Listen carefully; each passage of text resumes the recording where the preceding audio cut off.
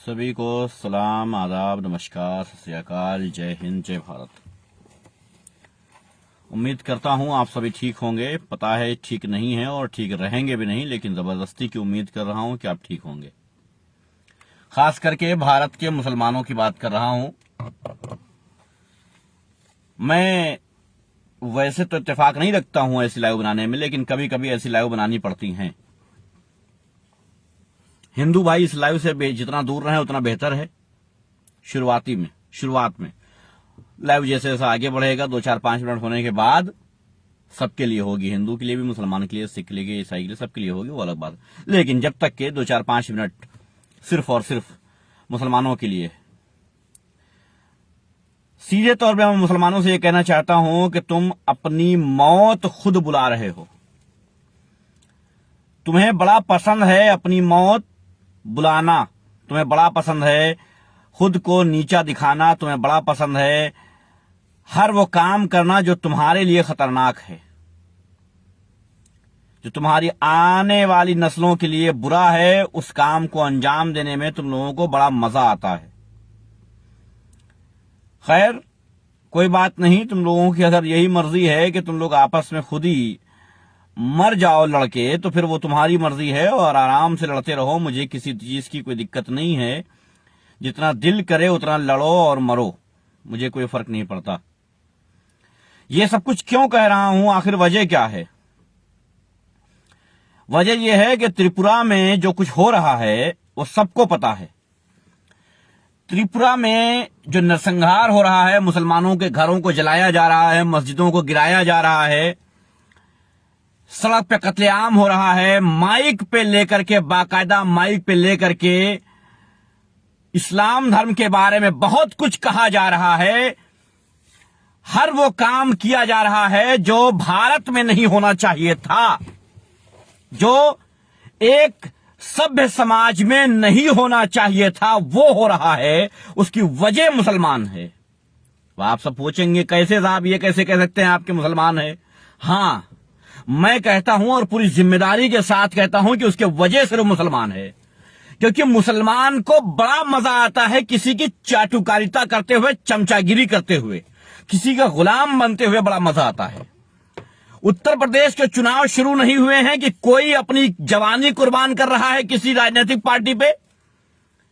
कोई किसी एक महिला के साथ इस कदर चल रहा है कि वो कह रहा है कि साहब इसके सिवा दुनिया में कोई नेता ही नहीं है। कोई कह रहा है कि साहब हमारा लीडर तो हमें हिस्सेदारी दिलाने आया है। मैं जानना चाहता हूं किसका लीडर हिस्सेदारी दिला रहा है? आप जो कुर्बान कर रहे हैं अपनी जान किसी नेता पे, किसी लीडर पे, वो क्यों कर रहे हैं? किसके लिए कर रहे हैं? क्या वजह है करने की? आप किसी एक महिला नेत्री के लिए आप इतना पागल हुए जा रहे हैं कि साहब उसके बिना आपका खाना बेकार हो गया है। उसकी हर एक्टिविटी आपके वॉल पे आती है, आप पोस्ट करते हैं और फ्रंट पेज पे रखने की कोशिश करते हैं उसको हमेशा। मैं कांग्रेस, सपा, MIM और ये शिवपाल की जो पार्टी है, बाकी जितनी राजनीतिक पार्टियां, बसपा, चंद्रशेखर आजाद, सारी राजनीतिक पार्टियों को एक तरफ रखता हूं और पूछता हूं कि आखिर क्या वजह है जो त्रिपुरा पे तुम्हारी खामोशी है? और हर राजनीतिक पार्टी के समर्थक जो मुसलमान हैं, जो सर पे टोपी लगाते हैं और कहते हैं कि अल्हम्दुलिल्लाह हम मुसलमान हैं, जो ये कहते हैं कि साहब हम तो मुसलमान हैं, जो हर बात पे इस्लाम की बात लेकर के आते हैं, मैं पूछना चाहता हूं किस बेस पे राजनीतिक पार्टियों का सपोर्ट कर रहे हो? किस बेस पे? क्या वजह है? मेरी वीडियो ना शेयर करना अलग बात है, रिपोर्ट मार के मेरी आईडी फिर से बंद करवा देना, मुझे कोई दिक्कत नहीं है। मगर मैं वही कहूंगा जो सच है। मुसलमान अपनी वजह से मर रहा है, क्योंकि आज भी उसे उत्तर प्रदेश के अंदर अपने अपने अलग अलग 5-5 रुपए के नेता मिल रहे हैं। 5-5 रुपए के नेता खरीद रहे हो, नेताओं के पीछे चलने के लिए मरे जा रहे हो। तुम्हें क्या लगता है एहतिशाम रिजवी की औकात इतनी नहीं है कि कोई नेता अपने पीछे चला सके? बहुत सारे नेता होंगे जो चलाने की ख्वाहिश रखते होंगे, ये सोचना चाहिए तुम्हें। कम से कम तुमसे तो अच्छा ही हूं। कम से कम तुमसे अच्छा तो हाई हूं जो किसी नेता की गुलामी कर रहे हो। जाहिर है कि कोई भी आदमी चाहेगा, कोई भी राजनीतिक पार्टी चाहेगी कि कम से कम उसके साथ जाऊं तो 2 वोट के औकात तो रखता ही हूं। आखिर मैं किसी राजनीतिक पार्टी में क्यों नहीं गया? क्या ख्वाहिश नहीं की होगी कोई राजनीतिक पार्टी ने? क्या कोई राजनीतिक पार्टी मुझे लेना नहीं चाह रही होगी? क्या वजह होगी? ऐसा तो नहीं हो सकता कि ना लेना चाहे। अगर तुम जैसों को, जो गधे हो, उनको ले रही है राजनीतिक पार्टी, तो हमें क्यों नहीं लेगी? हम किसी राजनीतिक पार्टी में क्यों नहीं जा रहे हैं, कभी सोचा तुमने? हम किसी राजनीतिक पार्टी में इसलिए नहीं जा रहे हैं कि किसी की गुलामी करना हमारी आदत में शुमार नहीं है, हमारी फितरत में शुमार नहीं है। और तुम्हारी आदत और फितरत यह है कि तुम किसी राजनीतिक पार्टी की गुलामी करो, किसी नेता के तलवे चाटो। त्रिपुरा से लेकर के पूरे भारत में जो मुसलमानों का बुरा हाल है, उसकी वजह तुम हो, जो अपने नेताओं के पीछे चलते हो और सवाल नहीं करते हो। एमआईएम वालों, अगर एक पोस्ट में एमआईएम के खिलाफ डाल दूं तो मुझे गालियां देते हो, मुझे इस्लाम से खारिज कर दिया जाता है।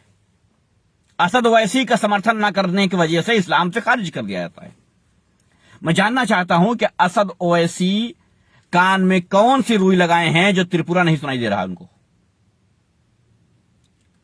सपा के समर्थकों, सारी जवानी कुर्बान कर दिया तुमने अखिलेश यादव पे। अखिलेश भैया के लिए जवानी कुर्बान है। मैं जानना चाहता हूं अपनी आंखों पे कौन सी पट्टी बांध लिया है अखिलेश यादव ने जो उनको दिखाई नहीं दे रहा है। कांग्रेसियों से मैं जानना चाहता हूं कि तुम प्रियंका गांधी के लिए मरे जा रहे हो। मुझे एक मुसलमान बता दो पूरे भारत में जिसकी लिंचिंग हुई हो, मारा गया हो, कुछ उसके साथ हादसा हुआ हो, कांड हुआ हो और वहां पर प्रियंका गांधी गई हो, या उसके लिए धरना दिया हो, या उसके लिए जुर्माने का मांग की हो। मुझे एक बता दो। मैं 100 गिना दूंगा, तुम एक गिना दो।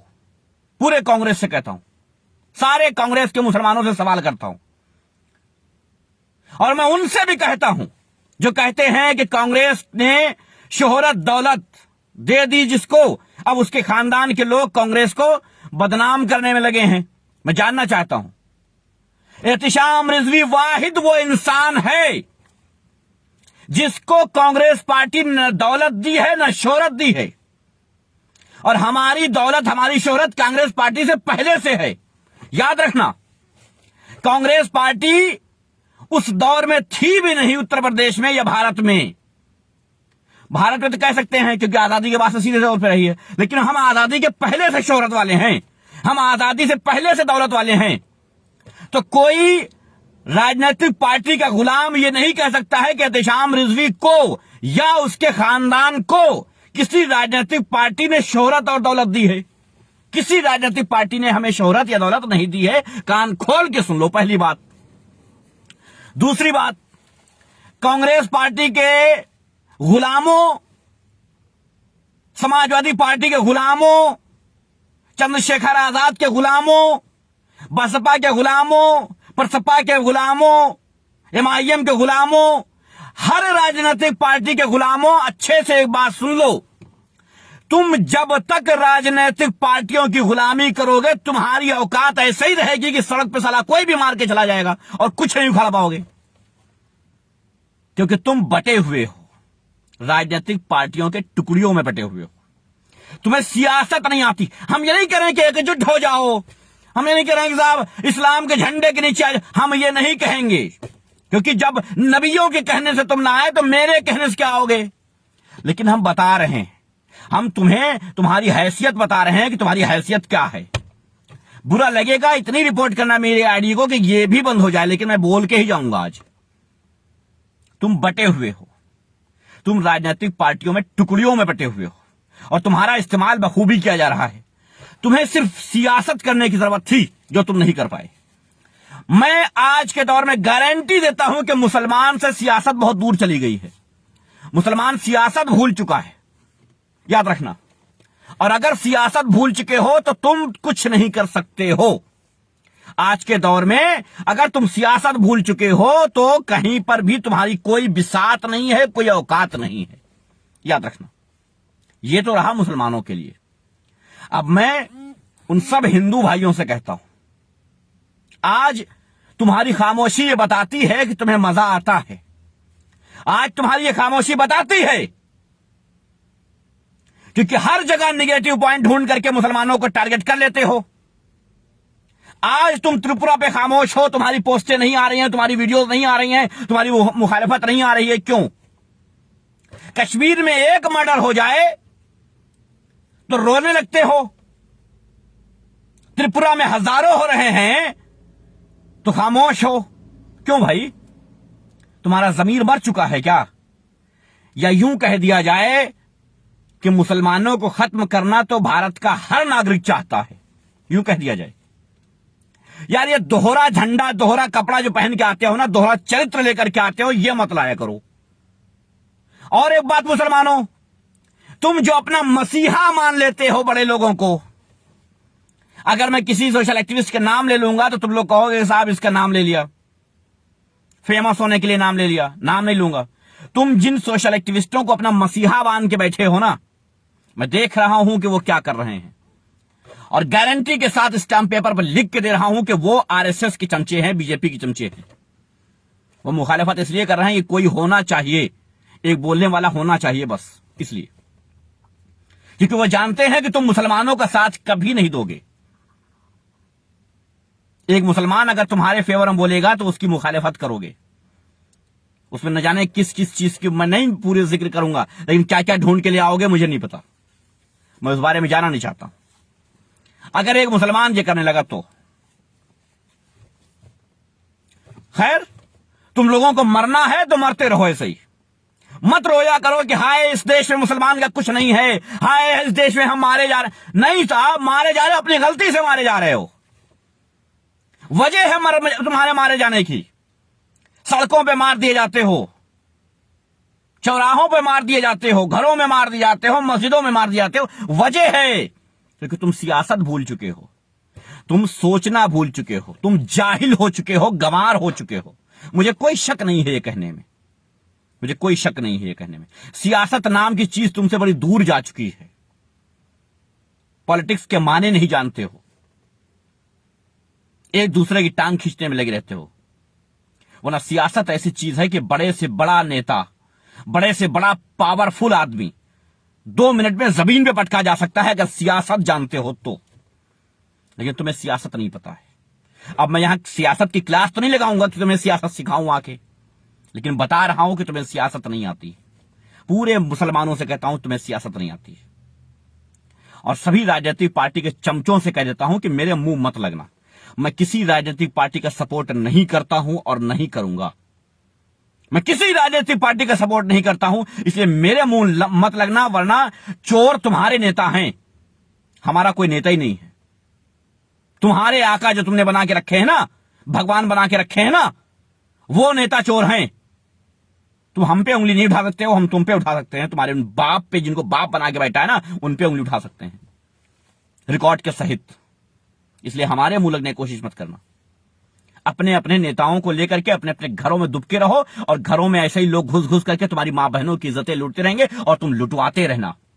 तुम अपनी मां बहनों की इज्जत लुटवाने के जिम्मेदार खुद हो मुसलमानों, याद रखना, तुम खुद हो।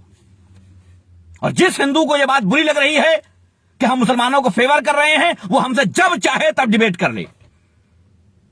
हम किसी मुसलमान का फेवर नहीं कर रहे हैं। आज मुसलमान मजलूम है तब इसका फेवर कर रहे हैं, क्योंकि मुसलमानों का फेवर तो बेवकूफी है, क्योंकि ये हम पर ही चढ़ जाएंगे, और चढ़े हैं बार बार, बार बार चढ़े हैं ये हम पर, बार बार चढ़े हैं, और बेवजह चढ़े हैं, और फिर चढ़ेंगे। लेकिन जब कोई ना बोलने वाला होगा तब आकर के हम बोलेंगे। जैसे निजामुद्दीन का मामला हुआ था, कोई बोलने वाला नहीं था, वैसे ही कोई बोलने वाला जब नहीं होता तब हम बोलते हैं और गारंटी देते हैं। गारंटी सभी राजनीतिक पार्टियों को चैलेंज करता हूं, मेरी बात को गलत साबित करके दिखा दो, जिंदगी भर के लिए सोशल मीडिया छोड़ दूंगा, तुम्हारे नेता के चप्पल सीधे करने की नौकरी कर लूंगा। दावा करता हूं, चैलेंज करता हूं, तुम्हारे नेता के चप्पल सीधे करने की, तुम्हारे नेता के चप्पल सीधे करने की नौकरी कर लूंगा पूरी जिंदगी, बिना किसी सैलरी के। ठीक है, हर राजनीतिक पार्टी को चैलेंज करता हूं, जो कुछ मैंने इस वीडियो में कहा है उसे गलत साबित करके दिखा दो। और मुसलमानों, तुमसे भी कहता हूं, इस वीडियो को शेयर मत करना, इस वीडियो को शेयर मत करना, किसी दूसरे मुसलमान तक पहुंचने मत देना। क्यों? कहीं कोई सुन न ले, क्योंकि तुम गुलाम हो, चंद सोशल एक्टिविस्टों के गुलाम हो, चंद नेताओं के गुलाम हो। तुम्हें सच्चाई से कोई मतलब नहीं है, सियासत से कोई मतलब नहीं है। तुम्हें सिर्फ मतलब है अगर किसी से, तो जिनको तुमने अपने बाप बना के रखा है, जिनको अपने आका बना के रखा है, उनसे मतलब है बस। धन्यवाद, जय हिंद। मरते रहो ऐसे ही तुम लोग जब तक सियासत नहीं सीखोगे तब तक ऐसे ही मरोगे, और सियासत सीखना तुमसे बहुत दूर है।